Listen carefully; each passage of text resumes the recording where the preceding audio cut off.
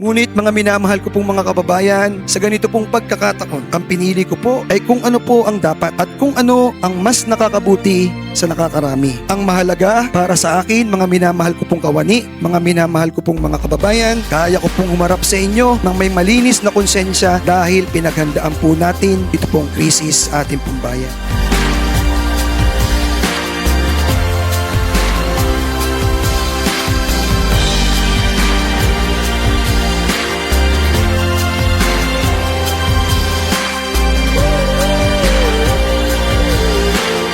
Ang pansamantalang pagliban po, isang matibay na hakbang upang siguraduhin na ang kakayanan ng inyong lokal na pamahalaan ay mananatiling matatag at patuloy na mapagbigay ng serbisyo at paglilingkod sa ating pong mamamayan. Mga kababayan, ang bawat sakripisyo natin ngayon ay isang puhunan para sa mas matatag at mas maunlad na kinabukasan. Sa gitna ng anumang pagsubok, hindi po natin kinakailangan na magkanya-kanya. Higit sa anuman, ang ating lakas ay nagmumula sa ating pong pagkakabuklod-buklod. Sa diwa ng pagkakaisa, malasakit at pagtutulungan, muli at muli po tayong babangon bilang isang matatag at nagkakaisang komunidad. Sa ganito pong panahon, mas piliin po natin ang pagkakaisa kaysa ang ingay. Sa ganitong pong panahon, mas piliin po natin ang malasakit kaysa po ang pagdududa. Sa ganito pong panahon, mas piliin po natin ang bayanihan kaysa po ang pagkakahati-hati.